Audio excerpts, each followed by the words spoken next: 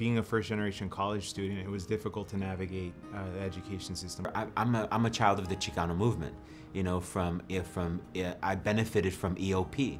I graduated from high school with the 1.9 GPA. It was frustrating because I wasn't doing well and I was failing courses and I was put on academic probation. I'm from South Central Los Angeles, and as a result, you know, I chose a path whereby, for me, it was anything the mind can conceive, the body can achieve, no matter what others perceive, as long as you believe. You know, that's how I rolled. I met my wife here while I was at CSUN, Pilar, and you know, I think I had bad grades while I was here at CSUN my first semester, but then I met her, and she said, I only go out with, you know, guys who are smart. And I said, well, you know, I want to go out with her, so I began to get good grades. I kind of carried the neighborhood with me, and I wanted to succeed because I know that there were people who didn't have the opportunity I had. You know, I went to school on a football scholarship. Hall of Famer Jerry Rice went to that school. Well, his senior year happened to be my freshman season. And his goal in coming to practice an hour early was to catch 100 passes and to run routes and what have you, right? And if he dropped any pass, which he rarely did, he would start over again. I think that, you know, these are some of the things we try to impart in our overall program at M3. Patience, discipline, focus, and we believe these are, you know, 3 tenets that will help students to succeed as they matriculate through colleges and universities. To me, I just want to make it more conversational and kind of break down those faculty-student barriers. Look at what M3 is doing. I just think it's something that's special. It's something that's there for you. I think the people in that program, because, you know, sometimes, you know, having a mentor, having somebody guide you is what you really need to get to the level where you're trying to go. Last year, like especially minority students in general, like some of them, like the males in particular, they're very self-prideful. Maybe because they were taught like that from a young age, and they feel as asking for help is a sign of weakness.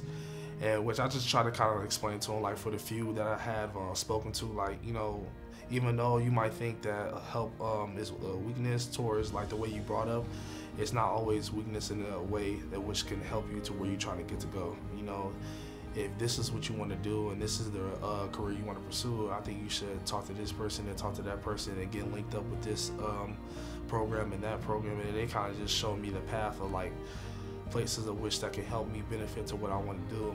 They just push you know, to keep doing better, and I want to say they're the main reason why I'm in the position that I am, because we all go through our struggles, but if you don't have that motivation behind it, I don't think you can do anything with it. Mentors they're instrumental, not just in my life, but in many people's lives. Many people that are successful because they had some kind of a life coach or mentor, somebody that was providing them with pretty much the guidance, you know. It took a while for me to acknowledge and, you know, like even call them a mentor, you know. That I don't think either one of them knows that they are a mentor, but they are a mentor to me, you know. Both of them were, and they still are, like, to this day. I might not lean on them so much today, but they were, like I said, very powerful in getting me to where I'm at today. So I've always had some folk, or always looked up to folk, who did some things and went some places that I wanted to go and things that I wanted to do. So I tried to pattern myself along that line. You have to really humble yourself, you know, because to think that you know everything when that can't be the case, to think that someone who has gone someplace that you want to go, to think that you can't learn anything from someone like that, that's just not logical nor rational. And I got matched to a mentor, Dr. May Ye, and she was an instrumental person. She's still a lifelong mentor. I still talk to her to this day. That's when things connected, where she kind of instilled the belief. And I saw someone externally that already had their doctorate, that was already in a career position, a professor that I wanted to be. But those opportunities were put there by people to make sure that you could move forward in order to do a greater good. And I want to see the young men who are taking advantage of this program to actually reach their potential with these people who are being able to give them the guidance, their wealth of experience, and maybe occasionally a little bit of tough love. But you know what? In the end, it's something that's going to help these students go out there and really live their dreams. I think being part of M3, the valuable piece that I like is being able to connect with students outside of the classroom. In the classroom, we have a certain role, we have a certain professor cloak that we put on, and outside of the classroom, I'm able to show students another side of me. A part of M3 is having these basketball clinics. I love playing basketball. I was invited to go play basketball, so which is pretty cool, because I grew up playing a lot of basketball back in the day, back in high school. On the court, I'm John, and on the court, they're someone else.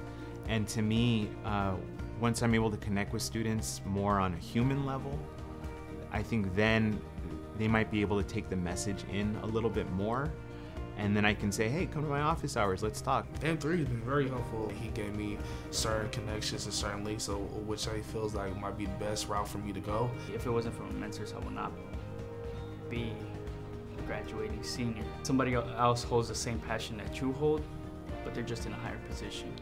So how can I figure out my passion and bring it out and be able to get to their position where I'm able to mentor others, where I'm able to help out others, especially people who have the same background as I do.